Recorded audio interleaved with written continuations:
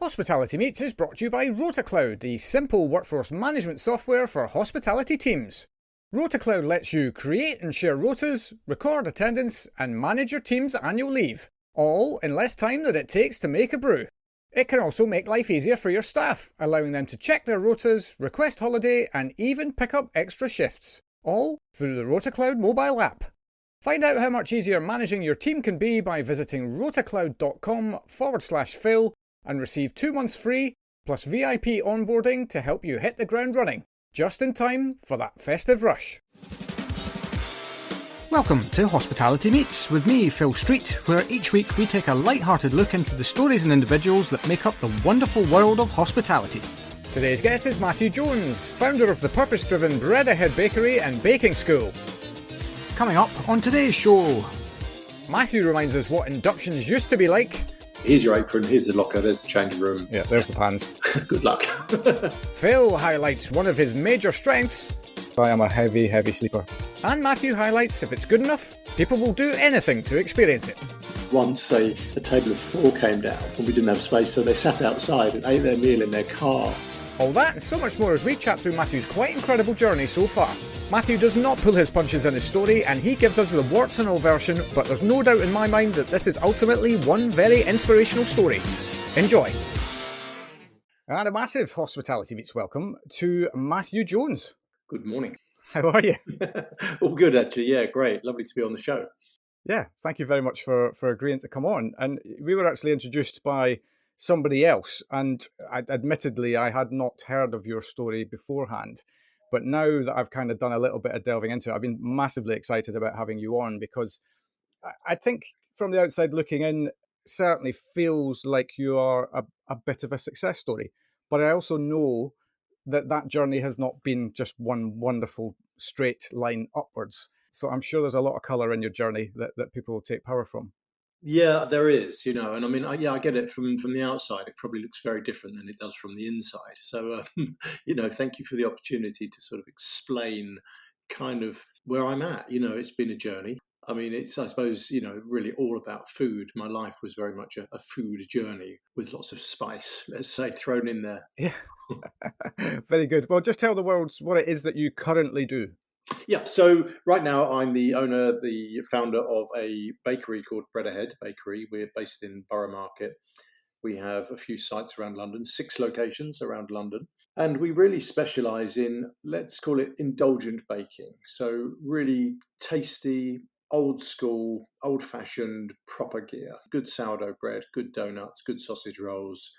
And we also teach baking, which has become a big part of the business. So we run bakery workshops, very immersive hands-on bakery workshops. And we teach thousands and thousands of people a month.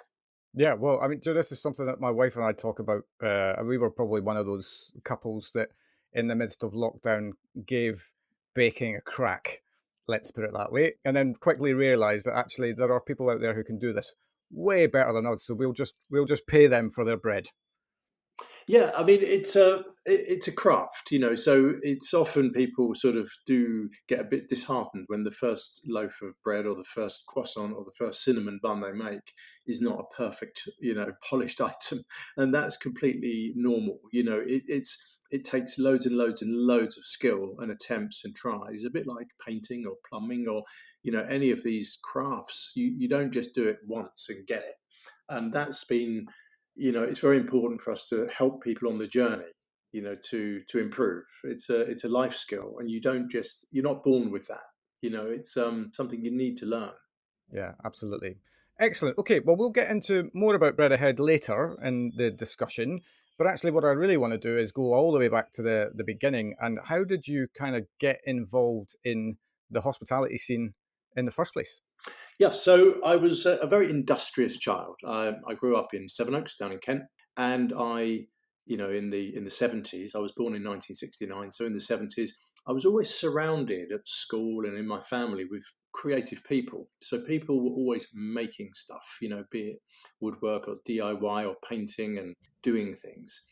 So my mum was always a very good cook, still is. So there was a lot going on in the kitchen, and it was a very unsettled time, I think, in the UK food scene. It was kind of all over the place. We had Right. some good stuff, we had some really nice things.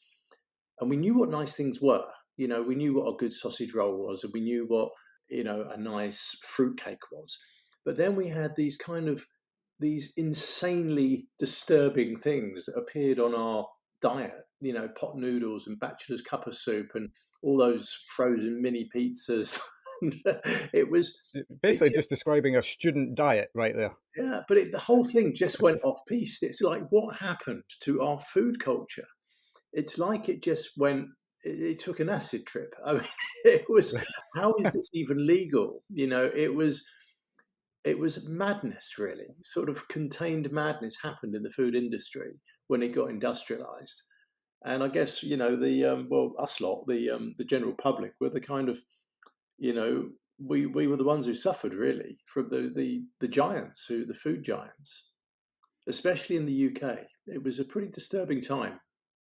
Right. Yeah. I mean, I suppose part of that has its roots in the way things happen. I mean, this is something that I've kind of learned about in the last maybe only 4 or 5 years in itself. But actually, world events do play their part in what happens, right? And like post-war, there was a big slant towards I kind of everybody had been on rations for so long, so there was this gradual you know going back to normal kind of way of things, I suppose, when it came to food. And then, of course, yeah, as you say, when industrial, mass production came to the fore in the beginning, it probably felt like, wow, this is incredible because, like, look how easy this is to get a hold of this stuff. When on the back of that mentality before, where it had been tough to get stuff, you can kind of see why, I suppose, maybe the mind went to the convenience element. It was kind of a knee-jerk reaction, and it just went too far. And I think now we're at the end of a cycle. So we've said goodbye to that largely, and now we're moving much more into an artisan world in Yeah. food. Which is great. So yeah. Yeah, absolutely. So, how did that all play its part in you deciding what you wanted to be, or the direction that you wanted to take as a kid? Yeah, so I sort of came to that stage in my life at sort of 15 years old when I was terrible at school. I didn't have any O levels, I failed them all. But I always knew I had this thing in me. I wanted to be a chef. It just felt really sort of cool. And I had one of my Right. friends at school. His dad was a head chef in Boodles in the gents club in St James's. So I went up there. I met him and sort of saw this chef environment, and I thought, oh, this is wow. I'd read Down and Out in Paris and London when I was 15, and I just really fancied that. I thought, yeah, I can just fit in there really nicely. So yeah, that was it. My mind was made up. I never looked back. Right. Okay. So, literally, that's actually maybe one of the simplest moves into something that we've had on the show, because there's a lot of people at that time don't have a clue what they want to do, and they kind of just slip into something, and then ultimately it agrees with them, and they go, right, yeah, I'll go on this trajectory. But for you, you kind of seems like you had a bit of a vision I did. fairly early on.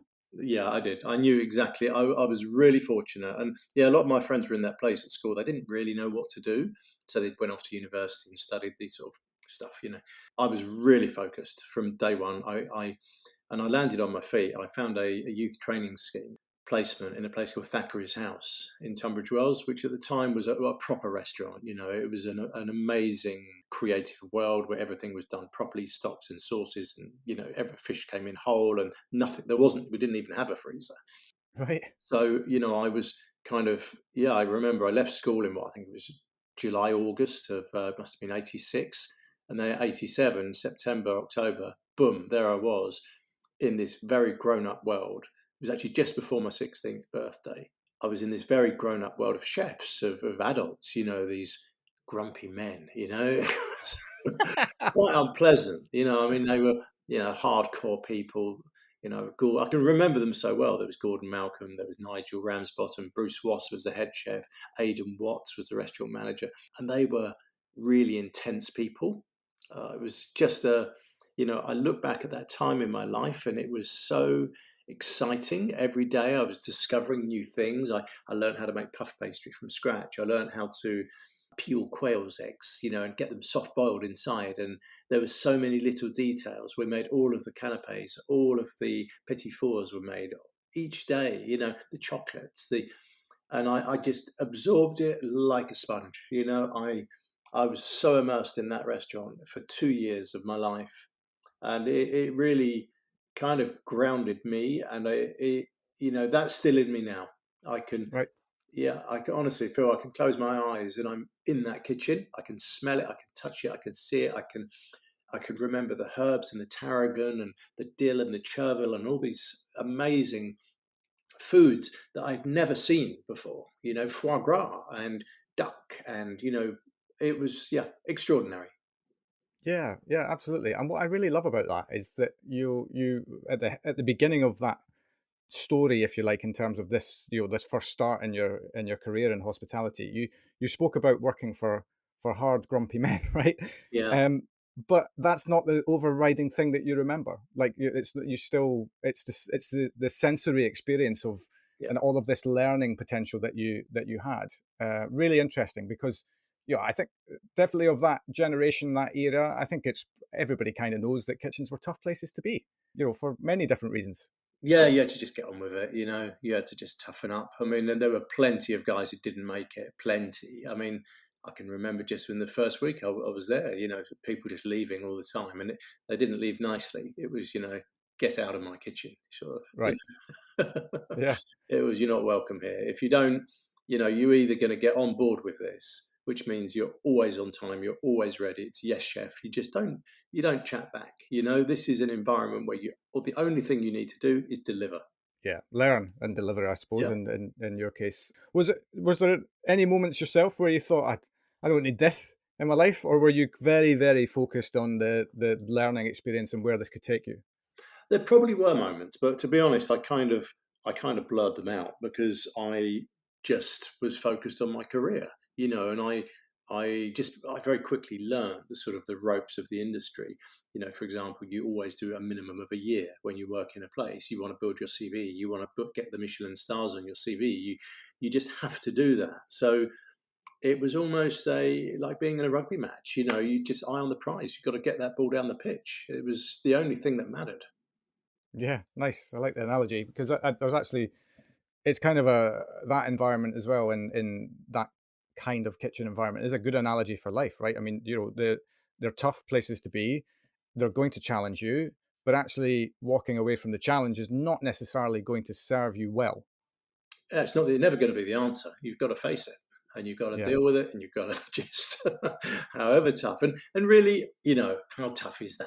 I think it's we can probably touch on this later in the interview, but I mean, it's I think we're all still pretty privileged, really. In me and my little Seven Oaks, growing up, 15 years old, and having so many options, really. And there's been a lot of instances in my life, more recently actually, when I've been and I see what not having that actually looks like. What the alternative can look like in different parts of the world. Yeah, yeah, absolutely. Okay, well, we'll park that. This is lesson number one, experience number one. What happened next? So I really stayed in the restaurant world for pretty much 15 years. So I went from Thackeray's house, and then I left there and I went to work 2 years later.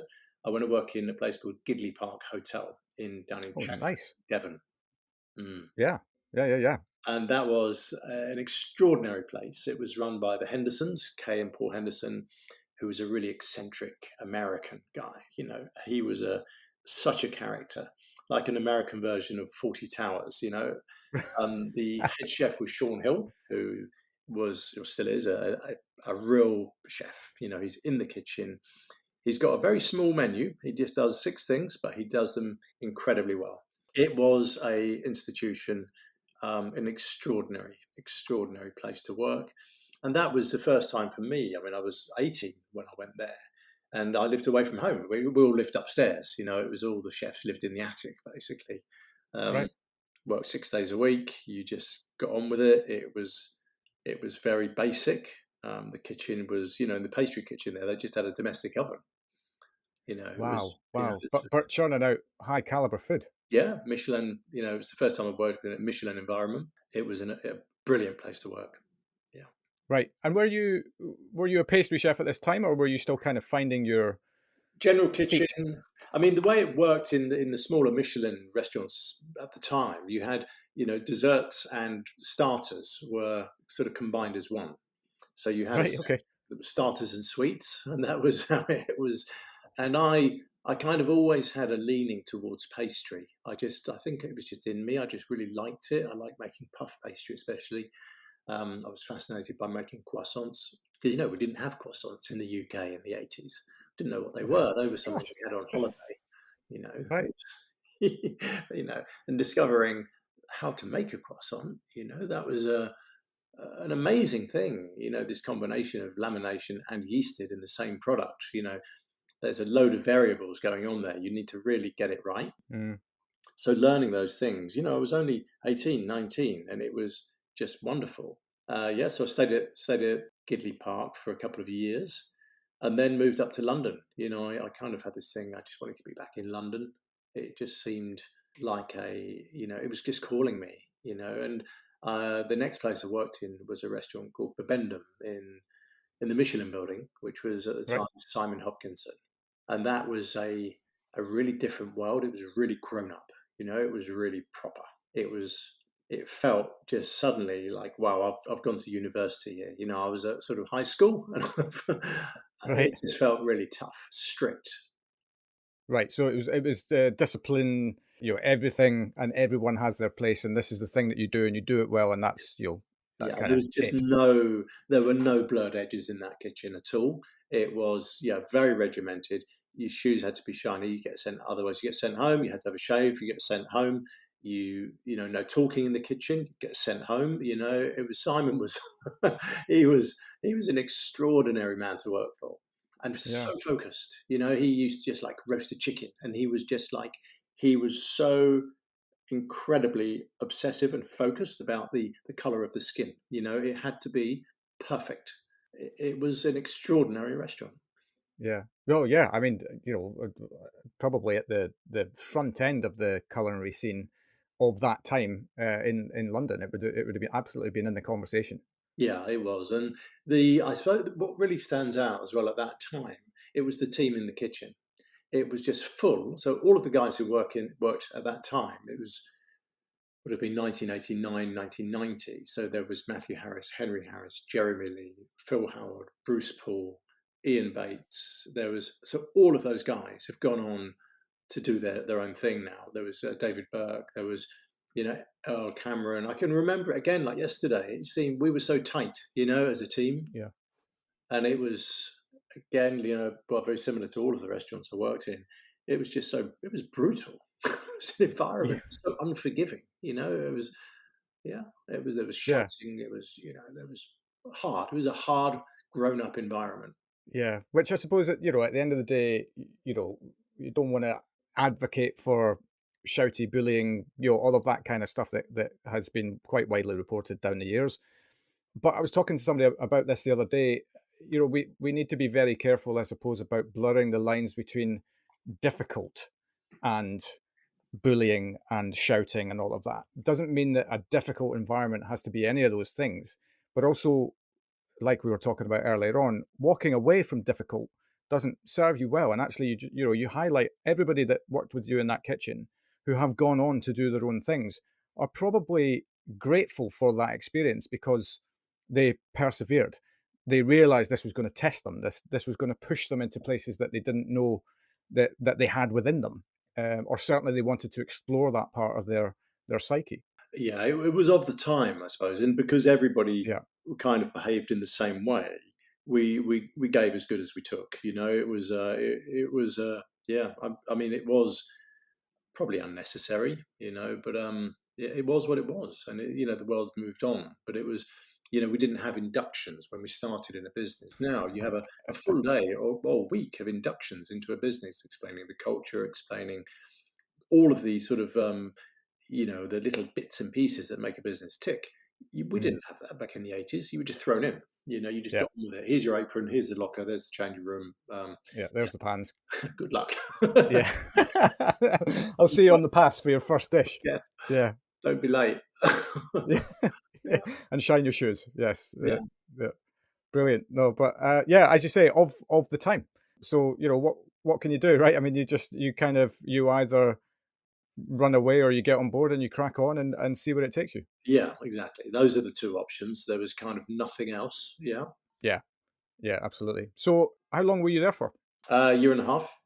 Okay, Yeah. and what happened next? So that was the time. So in 19 would have been 1991, 92. That Sir Terence, who was the owner and the founder of Bevendum, he started to open his London restaurant empire. So the next one he did was Le Pont de la Tour, which was in Butler's Wharf in You're down near. dropping some names in this Yeah. in this conversation. So I'd got to know David Burke. He was the head chef, so he was going to open there as the head chef director. And he invited me down. He said, Matthew, do you want to come and be my pastry chef? I was like, yes, David. You know how it was an opportunity. I mean, to launch a new restaurant. So yeah, down I went. Started working at Le Pont de la Tour. It was again a very similar kind of menu. It was good grilled Dover sole, nice fillet steak. It was a good bread and butter pudding. It was the classics really, just done properly in a beautiful restaurant with a beautiful view. Mm. I mean, that was a business success. The Le Pont, we absolutely blew it out the water. The original idea was to do sort of 40 covers for lunch and 40 or 50 for dinner, and we were like doing 200 for lunch. Oh wow! The city was killing it. We had big groups, these plateau fruits de mer on 3 layers with lobsters and oysters and champagne, and the good times rolled. It was an epic time in London, the early 90s.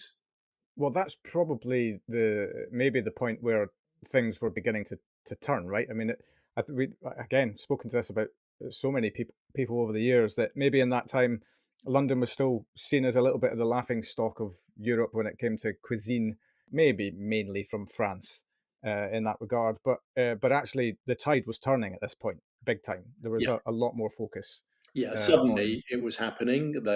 We were taken seriously, and I think a lot of international travel from the States, and there was the budget as well, which obviously helps. London was in the 90s was ripping it. It was big corporate lunches, and these guys wanted to party. it was Yeah, it was still very much that culture in the 90s when the city boys would come out to the restaurants and they would go for it. Yeah, for lunch. yeah.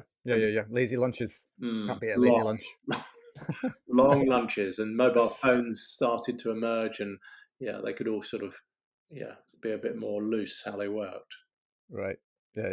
Yeah. So, and I mean that's a restaurant that stood the test of time as well. I mean, it was it's still around, isn't it? Yeah, I'm still just there. trying to think. Yeah, Yeah, still yeah. there. So yeah, and it's still doing very well. It does. Yeah, it's an amazing location. It's right there on that beautiful riverfront. And well, Sir Terence, he was a visionary. He was, how that building sat empty for so long is kind of crazy. And he just took this leap of faith and opened a restaurant, and then ended up opening about 6 restaurants down on that waterfront by Butler's Wharf. Cantina. There was the Italian, the Chop House. There was he just kept doing them. Yeah. Yeah. Where would we be without visionaries? Eh? We can see things that we can't see, and then we just come along and take care of it. And he took the risk. Yeah. He was a big risk taker. But what a character! He used to come in the kitchen with his cigar and he could carry that. He had this wonderful manner, and he was a bon vivant. And he he just wanted to have a good time. Wow, he did. Yeah. Well, that's totally and great that I suppose we're the benefactor of somebody wanting to have a good time and basically, I suppose, create the restaurants that he wants to be in. It was exactly that. Yeah, he created a world. He created his world, and he projected that, and people were allowed to come into his world with his design, his, all the little characteristics that just made it so fabulous. The quality of the build, even down to the detail, the toilets. Everything was just so thought through. It Yeah. was a beautiful environment. Yeah, no doubt, no doubt. So you're now, I suppose, fully fledged pastry chef at this point. Pastry chef, but still, I mean, I used to still dabble in the kitchen. I'd always give a hand. I used to just enjoy it. But yeah, I was right on in the pastry. Doing English puddings. Really, that was in the 90s. That was very much a thing. You used to do a good homemade ice creams. It was spotted dick. It was jam roly poly, but just really done properly. Yeah, Yeah, classic stuff. leave it alone. And that's been sort of pretty much the career path I stayed on all along. Yeah. So, where did you head next? So while I was working at Le Pont de la Tour, again, I sort of got to know a couple of guys. There was Mark and Max Rensland, who were a couple of chef restaurateurs, and they were opening a new restaurant in Hampton Wick called Le Petit Max, which was a phenomenon in its day. It was essentially a little cafe during the day, and they did a pop-up restaurant by night. It was down in Hampton Wick, so just outside Kingston. Got to know them. They said, "Why don't you come down and be our chef?" And I was like, "Wow! I mean, that's a big opportunity." I was a pastry chef, and I wanted to go back into the kitchen. I thought, just seemed mad. They paid me very well, so made me a good offer.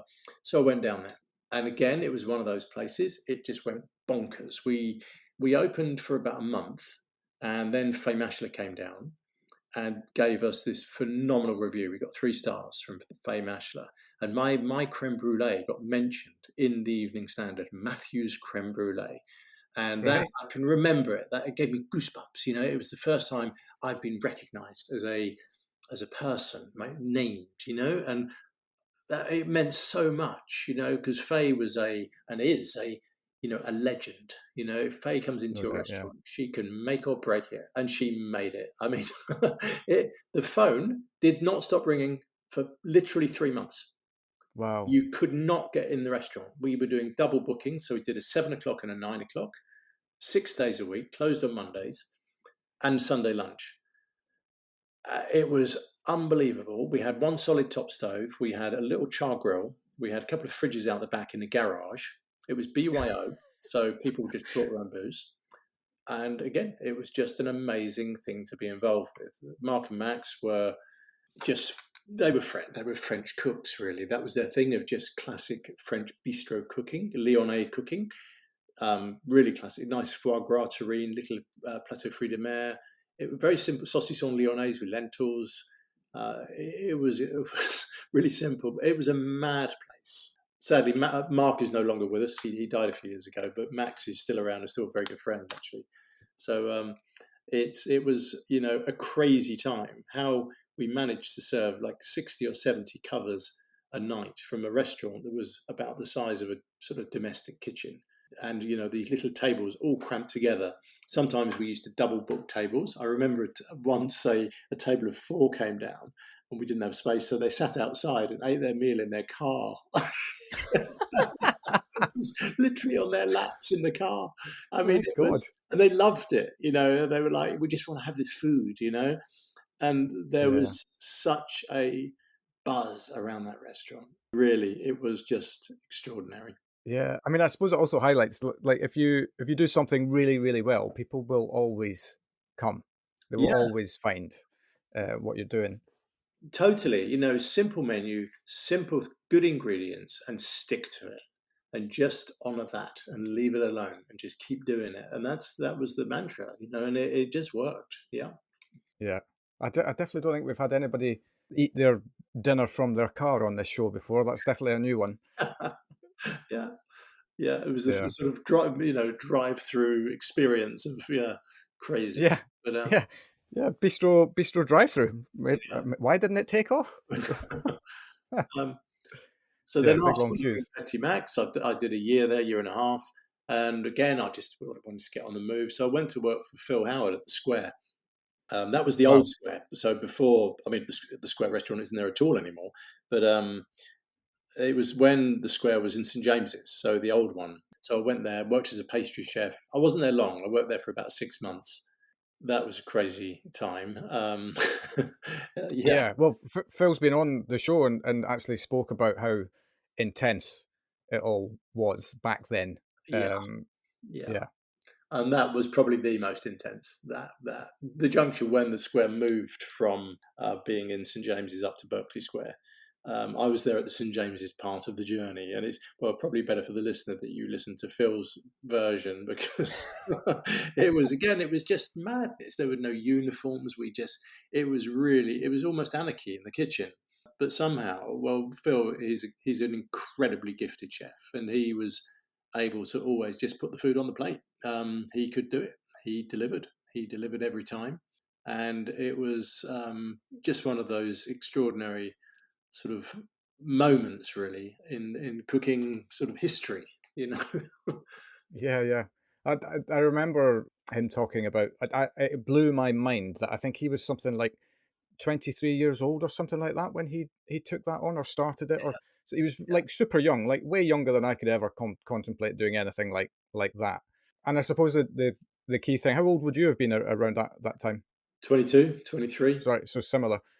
I suppose the key thing at that time is that the young body, the young mind can just, I suppose, go right. I mean, it's just Yeah. it's all action, all intense, but there is a point where that you end up blowing a gasket if you just are on all the time. Yeah, yeah, something's going to give eventually, you know. And it was just work hard, play hard. I mean, all of those restaurants at the time, they just seemed to exist on that lifestyle of the chefs just wanted to party after work, and we did,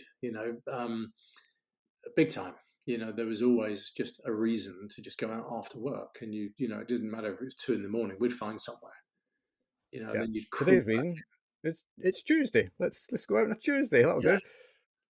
and get wrecked, and Right. there were always the lunch breaks because we were always working split shifts, so there was always that sort of 2 hours in the afternoon to go down the local pub, and it was very much the thing just to sort of see how much you could drink in that 2 hour window. How many pints can you get in? Could we do six? And it was, and then back to the Right. Jeez. kitchen. Yeah, oh God. Yeah. Yeah. Um, Yeah. I mean, there's no dangers in the kitchen if you're a little bit sozzled. No wow. knives or anything that could chop your hands off. And somehow make it through the service, and it Yeah. almost, it really felt like it was just surviving service to service. There was no real plan. But out of that, madness, there came a lot of creativity. It Yeah. was, I think, look back at it, there was some amazing creative chefs who had a very similar path in the 80s and 90s kind of scene in London. And that was how we rolled. Yeah, that was Yeah. the way. Yeah, no, indeed. I mean, and as you say, again, very much of its time. I mean, that was probably kitchen to kitchen. You'd probably get much the same stories in terms of you're on it and you work hard, and then when you're done, you go and get battered, and then rinse and repeat. Yeah, totally. I mean, I remember the like the blue posts in just in St James's there. You'd get all the chefs from there'd be the guys from the Ritz, there'd be the guys from Quagley Nose, there'd be the guys from the Square. There was all the local chefs, all just in the bar, just Yeah, lunchtime every day. It was, yeah. Well, I suppose it's networking. yeah, yeah. And we did packet of crisps, 6 pints. Yeah, lovely. Thank you very much. Yeah, Back to then work. service. Yeah, jeez. Oh God. Five-star hospitality means having the right people in the right place at the right time, and that's exactly where RotaCloud can help. RotaCloud is the online platform that makes planning rotas, recording attendance, and managing annual leave easy. Its simple, drag-and-drop interface lets you create and share rotas with your team in minutes, while our built-in budgeting tools mean you'll know exactly how much you're spending on staffing before sending the rota out. RotaCloud also makes life easier for your staff, allowing them to check their rotas, request time off, and pick up extra shifts, all through the RotaCloud mobile app. Start your 30-day free trial today by visiting rotacloud.com/Phil and find out how much easier managing your team can be. Right. Yeah. So you were there for 6 months. Yeah. Where did you head after that? Quaglino's. So there was the new opening of Quaglino's, massive restaurant in St James's, and I just wanted to be a part of that. It was Sir Terence Conran again. It was his biggest thing ever, and it was just epic. It was the most glamorous, the most fabulously flamboyant restaurant, certainly in Europe at the time. It was a 300 cover glamorous brasserie, with fruit de mer, with all of the good stuff, caviar, champagne. It was phenomenal. So I went there as the head pastry chef and ran the pastry kitchen, which was a separate kitchen. So I had my own kitchen at this stage. Oh, That was luxury. yeah, my own cold room, things like that. It felt like an honour to have my own cold room to be responsible for. And that was 2 years I worked there in Quaglino's. It was brilliant. We used to do 1,000 covers a day, probably one of the busiest restaurants at the time, certainly in Europe, if not the world. It was just unbelievable. And it was always full of stars. You had Kate Moss and you had, the Rolling Stones, and everybody just came in, and it was just, and it was just sort of normal who's in tonight? There was always celebrities in there. It Mm. was the hotspot of London for a few years, really. It had that, the bars, and again, Sir Terence, he added these little details. He had the cigarette girls. He had the, which is, we couldn't even have that now, could we? I mean, imagine everybody smoked in the restaurant. You had these leggy girls that went around with cigarettes in a tray, and it was, and it was just so flamboyant and so fabulous, and the customers just lapped it up. Yeah, I mean, that is a phenomenal amount of covers to be doing. Yeah. That's relentless. Yeah, it really was. And there was just no break. Even Sunday night, we used to do 400, 500 covers. It was a military operation. Yeah, absolutely. And how long were you there for? 2 years.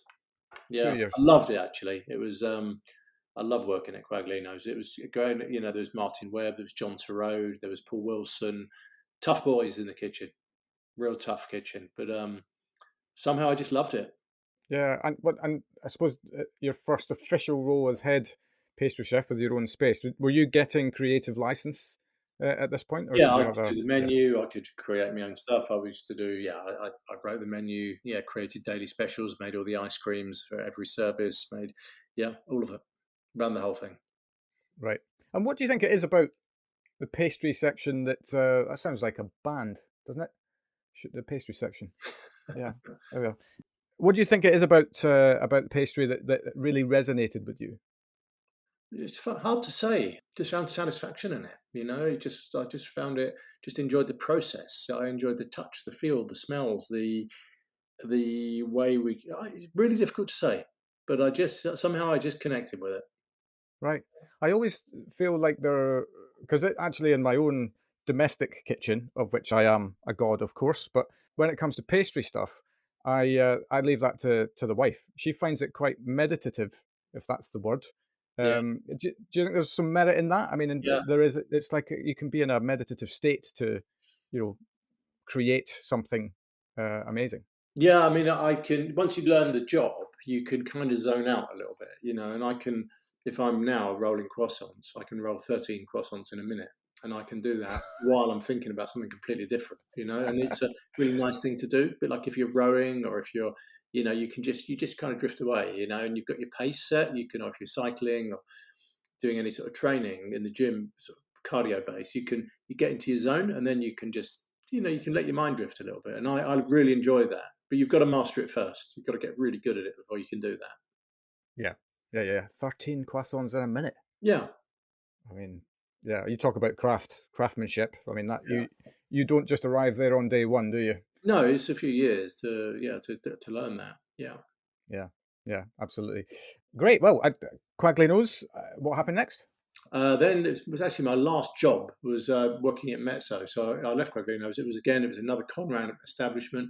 Mezzo opened in 1997. John Turode was the head chef there, and I really liked John. He was just a great guy to work for, big time. He was a Marmite character in the kitchen. You either loved him or hated him. I loved him. He ran a great kitchen. He was a leader. He was a powerhouse. Saturday night on the pass, John Turode was there. It's like, yes, chef. You just deliver. He hyped it up. He just got everybody on their toes. Everybody was on their tiptoes. Waiting for John's order, and we just everybody delivered. Very exciting to work in that environment. So when Mezzo opened, they had a separate bakery. So on Wardour Street, so they had a bakery, a separate building, separate part of it was a bakery, and I went to run that. And that was the first time I'd actually run a proper bakery, where making sourdough bread, making croissants, making everything from scratch, with their little cafe on the side. And God, I love that. That was a really invaluable learning, for me to work there for a couple of years. So from 1997 to 1999, I was on Bordeaux Street making croissants and sourdough bread. Right. Well, that didn't take you anywhere, did it? Used to get the night bus into work, did night shifts, started at 11 at night, finished 8, 9 in the morning. Yeah, hard work, but loved it. Yeah. Well, this is the thing. I think I remember when I worked on ships, my cabin was directly under the bakery, and so obviously a lot of the activity in the bakery happens through the night in terms of. But I sleep so heavily that I was the only person that could sleep in that cabin. Wow. because the of the noise that was happening. Used to condemn it for other people, but I'm just one of the lucky ones, I guess. I am a heavy sleeper. Wow. Nice. I wouldn't. I'd be Yeah, I'd be awake all night. yeah. Yeah. Um, so I suppose, describe to me, if you would, that process of, because you've at that point no experience of opening a bakery before. I can't imagine that it's just as clean cut as going, well, that's what we'll create, and that's how many we'll sell, and there's the business plan, and away we go. No, but you quickly work it out. I mean, it's sales are pretty regular throughout the week. You quickly find a trend, a pattern to it. And it was 1997, I suppose, was what an amazing time in London at the time. We started to have some bakeries. You had Sally Clark's, you had Maison Blanc, you had Baker Spice was opening up on Walton Street. So there was sourdough was entering the UK. It was, wow, sourdough bread.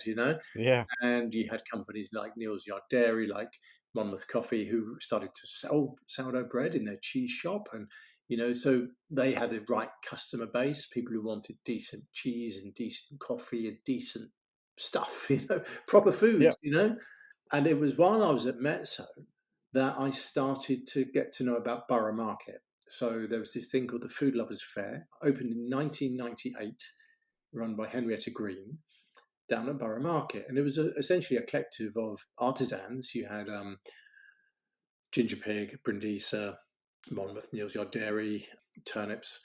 And they just set up once a month down at Borough. Actually, it was once a quarter when it started, once a quarter down at Borough Market, to create really the beginnings of what we know as Borough Market today. right. So, and I was invited down. I didn't knew the guys at Neal's Yard Dairy, and they said, "Well, why don't you just do a stall outside our shop to start with?" So I did. I had literally a trestle table and 100 loaves of bread, and they were like, "Just bring down as much as you can." I'm like, "Well, what does that look like?" I had no idea what to expect, but it was just phenomenal. Nothing happened in the morning, and then sort of come 11 o'clock, suddenly out of nowhere came all Wow. these people just buying anything you had on the table, walnut bread and raisin bread and rye sourdough and all of these things that in my world were very new and very quirky in London at the time. They were just absolutely what they wanted. They wanted that dark, crusty loaf with a real good scorch on it. Absolutely. Yeah, well, and I suppose with that as well, this is kind of really uncharted territory for everyone, yourself included at this point. You don't know what's going to work. You don't know.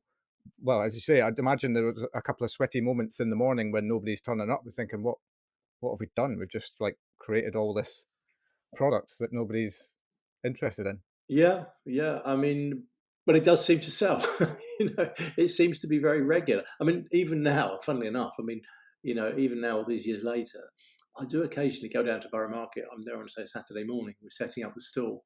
And I just think, are we going to sell all of this? It just seems unbelievable. And we do. And it just seems Right. to keep going. Yeah. Yeah. Well, that's the thing. As I say, what Borough Market has now become is this just wonderful food hub for London, really. Yeah. Well, I mean, yeah. So there's this sort of big bit really when I left. So just to sort of recap on that, I left Mezzo, then I opened a bakery called Flower Power City in 1999, and that was very much about Borough Market. The bakery itself was in Hoxton Street, and I had there for 4 years in Hoxton Street, and Borough Market was a big part of our business. We were doing all of the London farmers markets at the time as well, which were exploding every Sunday. There's one in Islington and one in Notting Hill Gate, and then Saturdays opened. And I started doing some wholesale, supplying restaurants. And then I moved the business. We outgrew it. I took a big industrial place. So I ended up having Flower Power for 12 years until Oh 2000. wow! Yeah, Right. so 12 years of my life. And then at the end of that journey, sort of towards the year sort of 10, 11, I took on an investor. It seemed like a good Right. idea. Yeah, It there's ended up being definitely a really there's a bad. story here. There's definitely a Yeah, story here. yeah. It was. I mean, I was a younger guy, and I was very chaotic. I was drinking actually a lot at the time, way too much. And I got to know Luke Johnson, and Luke was like, "Oh, I love your business. I want to invest in it." And it seemed like a really good idea. And looking back on it, I mean, it was like the worst thing I could have done, because one, I was immature. I mean, I just didn't know he was a proper corporate guy, I mean, he did everything properly. And, he was a real, Luke's not a baker. He's a businessman, hardcore, full on. And there's me as this sort of, playful baker guy, no, it was chalk and cheese. And, so Right. eventually he bought me out of the business. And I walked away with my tail between my legs, having taken a serious kicking from this sort of, this, business guy that was just like 10 layers above me, and I was just completely out of my depth, and I walked away, and it was a nightmare. And I walked away from that after 12 years with nothing, less than nothing. And I actually ended up staying on a friend's farm in Jan McCaw. So he's a good friend of mine. He runs Northfield Farm, which actually has a stall at Borough Market. And Jan said to me, I can remember when I went up there, and he said, Matthew, you're not well. You're really not well, mate. And I was like, what do you mean? And he said, Matthew, you're yellow, you're green. You're like, you need to stop drinking. I mean, for crying. And he was the only person I think ever that really sort of sat me down as an adult and explained to me, you can't carry on like this, Yeah. And it was really a seminal moment in my life. I met at the time, it was a bit of a very fortunate thing, really. There was Clarissa Dixon Wright staying with Jan, and she was a good friend. And she took me along to a meeting, to a Alcoholics Anonymous meeting. And I thought, oh, this is good. So I started going to meetings, and I stopped drinking. And like, really, I mean, everything else fell into place. I kind of had this moment of clarity. I just sort of thought, God, what have I been doing with my life? And being on that farm, sat at that kitchen table, and Jan's a proper grown-up guy. He's an adult. He was a lawyer. He's a proper guy. He's not some, kid. Brilliant guy. Very responsible man. And I was able to just have a bit of sort of silence, really, in my life, and just sort of think, well, I've just got to sort this out. So I just took a pad of paper and I started thinking about names for a new business. I didn't know how I was going to do it because I was in debt. I thought, I've just got to sort it out. I've just got to. So I came up with this name, Bread. I wrote down the word bread on a bit of paper, and then I drew a little arrow in front of it, like a little chevron arrow, and a head. And so I just wrote this name down. Well, that's the name. I had a friend in London at the time who had a bakery, Olivier. He used to work for me, and he'd set up his own business. And so I started to bake some, moved back down to London. I slept on the floor of his bakery to start with, like 4 or 5 nights a week, and baked some stuff, took it to Borough Market, got myself a stall there in 2011, that would have been, end of 2011, just got a market stall back at Borough. They were like, yeah, welcome back, Matthew. What are you going to call it? And I did them a little presentation. And so I started off selling bread three days a week, Thursday, Friday, Saturday. And I rebuilt the business, really. I mean, it took me a year and a half to pay off debt, and I just kept doing it and kept doing it and kept doing it. And then I took a premises down at Borough, which is where Bread Ahead is now. I leased a place. I had a little oven, a broken, knackered old thing, and a mixer. And I built the inside myself with a couple of mates.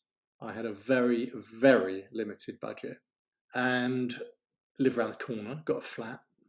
And I pieced it back together again. And then literally sort of month by month, added to it. We just got, I got another mixer, upgraded that. But what I had was, really significant. I had revenue coming in. I had the market stall at Borough. We opened 6 days a week. And then we opened our school.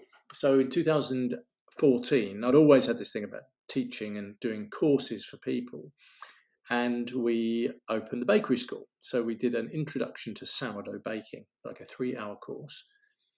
And it just worked from day one, Phil. It was unbelievable. We just literally, as soon as we started teaching, more people wanted to learn. And there was we got emails, we had to build the website, we had to do a lot of learning about how to run, online bookings and all of that. And then before long, we were doing groups for local schools, education. We were doing corporate bookings. So we had like Facebook, got in touch. We want to do a corporate booking. Nice. And it was just great. And so we had money coming in, and I could rebuild the business. And I'd really changed, I mean, I think, in a way, I look back at my flower power and my journey and meeting Luke and that whole process, and it was incredibly painful at the time. I mean, I went through the mill. It was horrible, but I wouldn't be the person I am now without that. Yeah. So I'm really grateful for that experience. I mean, however, ask me at the time, I would have, but now I look Yeah. back on it. I mean, so I mean, in a nutshell, we've opened many London locations, all off cash flow. I don't have investors. I met my wife very early. I married again. I met my wife very early in the business. The business is only 2 years old, actually. We had a son, and I mean, so much has happened in my life. And I reflect on it now. It was 15 years, since I had that fateful day, really, with flower power, and my life collapsed, really. It really collapsed. I was, without, well, anybody who's brushed with alcoholism knows it's never going to be a pretty ending. You just, Yeah. it's always going to be a horror story. But I don't like to dwell on it because there's just so much opportunity. So recently we've started an international part of the business with franchise partners. We are open in the Middle East, so we've got 8 locations in the Middle East. We've signed a partner for Asia. We are close to sealing a site, doing a deal which is going to be life-changing in New York, which is a very, very significant location. I can't say it, but you will know it. Yep. So Yep. I think within the next 5 years, we could become a really big business. Still doing the same thing, which is what I like. Yeah. I know my staff, I go around every day. I'm still involved. I do the baking. I get involved in it. Not so much. I mean, probably 2-3 hours a day. I love it. I still look forward to going to work every day. There's never a single day when I don't walk down the street thinking, right, what am I going to do today? What's my first job? And it really takes me right back to that journey as a 15-year-old kid left school. I was on a mission. I love what I do, and it's been, so important I mean, there's been loads of ups and downs in my life, like everybody really, isn't there? But the common thread I've had in my life that kind of kept me sane, really, was doing my job. Yeah. Yeah. I was detecting that in this whole story, and I made a note here around a couple of things around that part of your journey. Is that it sounds to me like that breakdown of your business and kind of, I suppose, your life really in as you knew it almost had to happen in order for you to evolve and become what you are now. Yeah, I mean, otherwise, what was my choice? I mean, I could have stayed being a pastry chef in a hotel somewhere and just being a guy who just gets drunk every day and, gets away with it. And, I'm worth more than that. I realized, I sort of look at myself now and I'm proud of what I am and what I've done, and I love showing people around the business. I love it. I love bringing them in and showing them what I've created. And actually, something happened recently that was really a really nice thing. And somebody said to me ages ago, when you've got a successful business because your staff, their children start to come and work for you. And that's starting Right. to happen now because we've been like around for 10 years now. So a lot of the guys who were working for me 5, 10 years ago, their children are now 18, 19. They're starting to come to work for us on Saturdays. They're starting to do jobs for us. They're starting to get involved in the business. And it's generational. And it kind of happened without me realizing it's happening. And I look at that as a value to a business is so big because these children understand what their parents are doing as a job, as a career, and it's so Yep. much more than just a Saturday job. The difference in the work, their commitment is a totally different thing. Yeah, no doubt. I think that's a wonderful thing that I don't think I've had that come up maybe on one other conversation, not on this podcast, away from that, whereby I think it was the MD of the Belfry spoke about the importance of family to his business because he's got 3 generations of family that have worked there at one point or another. Mm.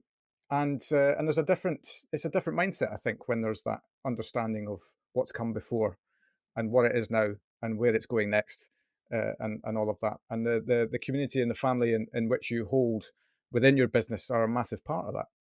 Yeah, it's kind of everything. It's what else do we have? It's yeah, it's been an amazing journey. I mean, there's a few. Often I think about how as well in my life I came from a world that was digital, that was analog. You know, we didn't have internet, we didn't have mobile phones, and we've emerged into that world. That can only happen once, that transition.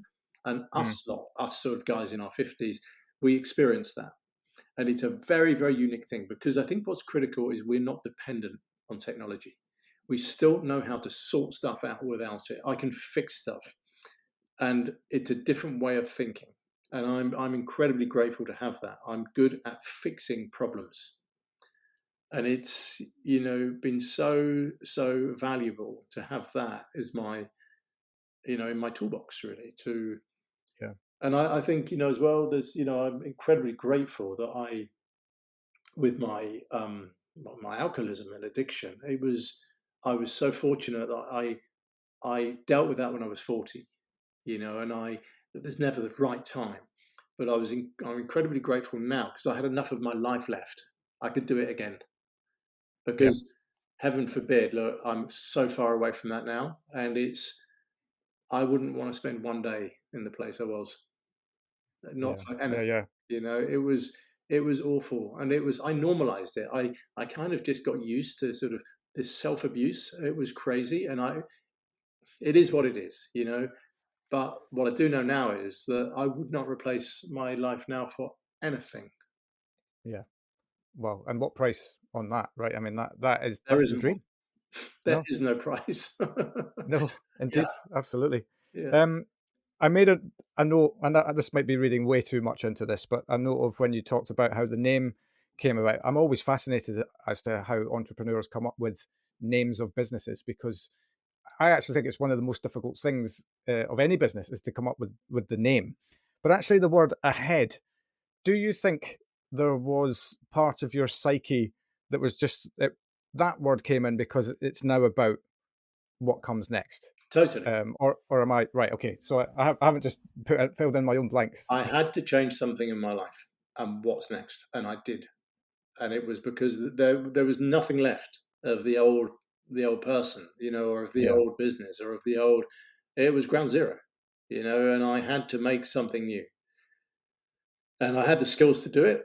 I had the determination. I had the focus. I had the, had the wherewithal. I didn't have the funding. I mean, I don't know how I did that. I look back at it. small detail. Yeah, whatever. It's funny, you know, when you're that resolute and that focused on something, you really can move mountains. And I did. Absolutely. Final question, I suppose, before I can't believe the time. To be honest, that's flown by. Funny stories, because we've focused a lot about the learnings here, but have you got anything like across any of your times whereby, apart from I suppose maybe people eating food off their laps in cars, any other funny stories where you think that was just a wonderful moment? There was a time when I was working in Bibendum, and there was a waiter who used to always steal crème brûlées from my fridge, from my pastry fridge in the kitchen. So, Right. Well, and this he is the used to, world famous crème brûlée. yeah. So what I did, I took a ramekin and I made a mixture of parsnip puree and Tabasco, and put it into a ramekin, pureed it, put it into a ramekin, and then put some sugar on top and burnt it. So it looked just like a crème brûlée. And I Yeah. left it in the fridge for him, because he always used to come and nick them. Anyway, I ended up going out to a customer. Oh God, I didn't see that coming. Yeah. I thought this is the lesson for him, but I went to the loo. I popped out to go to the loo. I wasn't there so one of them, and it went out into the restaurant. Can you imagine? I was taken to the office for a chat. yeah, for a chat, yeah. Yeah, yeah, that was pretty embarrassing. My God, yeah, But somehow, indeed. you know, I remember Simon Hopkins at the time. Somehow I got away with it. I mean, I was like, I think he saw the funny side of it. Yeah. Yeah, I think if you're good at what you do, I think people will always give you a little bit of rope. yeah. That's definitely my experience. If you consistently do that sort of thing, then I'm guessing that becomes a big problem. But I suppose you learned a lesson in that moment as well, no doubt. Yeah, you can't don't assume anything, you know. Yeah, Yeah. yeah, brilliant. Well, look, Matthew, thank you so much. I mean, geez, what a journey. I mean, it feels like it's an all action journey. You should definitely write a book if you've not written one already. Well, I'm halfway through it actually. So I Oh, do, right, okay. yeah. I mean, I'm working on two books at the moment. One is my sort of memoirs, How Baking Saved My Life, and another one, which is really different, is actually it's a children's Christmas book. So it's called The Magical Mince Pie. And it's essentially a bedtime story about this lovely mince pie. And then a cookbook. It's the recipe at the end of the book. So it's really to inspire and nurture, creative young minds into the world of baking. Because I grew up in that world of cookbooks and children's bedtime stories, like The Hungry Caterpillar, The Giant Jam Sandwich, and those kind of books. And I'd love to add one, because I think, and really about the Britishness and the good mince pie, because it's such a wonderful thing. And making things at home, making your own mince pies at home, it's so important. And I think, for me, it sort of marks the, you stir up Sunday and you make your mincemeat and you put it in little jars and you really enjoy the process. It's more than just making a mince pie. It's the occasion, it's the process. It's thinking about the ingredients, of which spices to use, of how much nutmeg, and really just taking a moment to enjoy that. So that's a couple of books I'm working on right now. So yeah. Nice. Do you have a timeline for completion, or is it? The Christmas one will be out for this Christmas. So wow, right, nice. God, that's not far away. Yeah, The Magical Mince Pie. You watch this space, and my memoirs. I've got the first 20,000 words done, and it's great. And it's been really for me to read that now. I did it with the ghostwriter another Matthew, and he's. When I read through it, there's bits of it that really shock me, actually. And I need to sort of absorb it and digest it and then add to it. And so it needs to grow. And I'll do it, though, because I think it's a really healing process. And I think there's a lot of people who kind of experienced life in the 80s and the 90s and the music scene and all of that, which I loved. I mean, the Sex Pistols and all of it, from it's what I grew up in, and the rough and tumble of that Michelin world in the 80s and 90s and where we are now. And it's an amazing time in the sort of humanity, really. Right now is a fabulous, fabulous time. And we've still got, there's so much to do and so much to learn and so much good stuff in the world. Yeah. And here. That sounds like a wonderful way to wrap it up. Matthew, thank you so much for your time. I'm kind of in awe, to be honest. That your journey is amazing, and it sounds like you guys are on a wonderful footing forward in terms of the stuff that you've got going on. So I wish you all the very best with the next phase of Bread Ahead and your life. Thanks, Phil. I'm doing my best. That's in itself should be the something that goes on everybody's t-shirt, right? That's in the end all you can really do. Yeah, and just keep going. Yeah, keep absolutely going. It's going to be okay. Yeah, great, good man. Thanks, Phil. Thanks so much. Cheers. Bye. And there we have it. There's something quite special about a story of someone who has hit rock bottom but who has bounced back to great success. I'll be forever grateful to Matthew for being so open with his story. We'll be back again next Wednesday, 8 p.m. with another story from hospitality, so have a great week, and I'll see you then.